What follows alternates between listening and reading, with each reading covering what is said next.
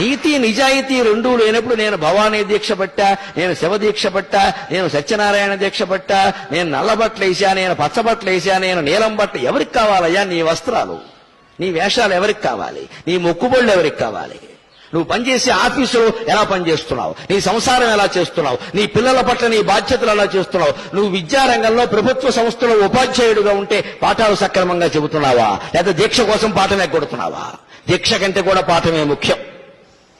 ఎందుకంటే అక్కడ జీతం తీసుకుంటున్నాం మనం ఖచ్చితంగా. ఒక నేరస్తులలో దీక్ష పట్టిన వాళ్ళు ఉంటున్నారు అంటే దేశం ఏ స్థాయికి వెళ్ళిపోయిందండి. ఎంత సిగ్గుగా ఉంటుందండి. స్వామి భక్తులుగా, శబరిమల భక్తులుగా మనకి ఎలా ఉంటుంది అది? అయ్యో, దీక్ష ప్రభావం ఏం లేదా? అక్కడ ప్రతి పడవ మీద మీరు గమనించండి, 20 మంది ఎక్కేది, 30 మంది ఎక్కేది అని రాసి ఉంటుంది. అంతకంటే ఎక్కువ ఎలా ఎక్కిస్తామండి? డబ్బుల మీద ఆశే కదా. వేరే పర్మిట్స్ ఎలా తీసుకుంటామండి? డబ్బుల మీద ఆశే కదా. ఇచ్చేవాడు ఎలా ఇస్తాడండి? లంచం మింగేసే కదా. మరి అందరం భక్తులే. రేపు ముక్కోటి ఏకాదశి నాడు మీరు చూడండి, తిరుపతి పట్టదు, శ్రీశైలం పట్టదు, భద్రాచలం పట్టదు, దేశంలో ఏ గుమ్మమో పట్టదు, మొత్తం అందరూ అక్కడే ఉంటారు. ఆ రోజు మహాపుణ్యం చేసిన పాపాలన్నీ పోతాయి. అంటే అన్ని పాపాలు చేశాడు అన్నమాట ఈయన.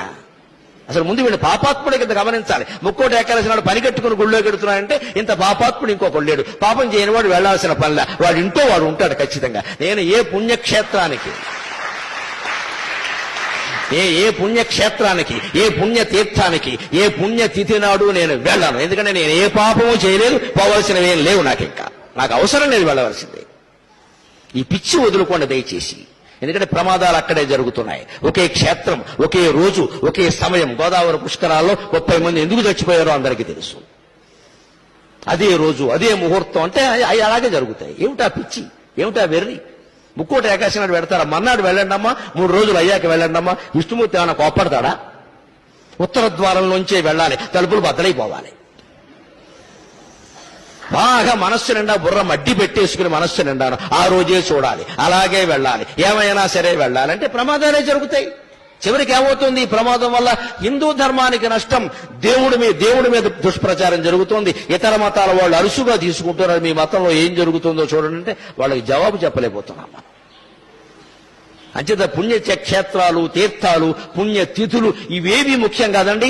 శరీరాన్ని మించిన క్షేత్రం లేదు, మనస్సును మించిన తీర్థం లేదు. సత్ప్రవర్తన కలిగి ఉంటే నువ్వే ఒక పుణ్యక్షేత్రం, నీకు నువ్వే ఒక పుణ్యతీర్థం.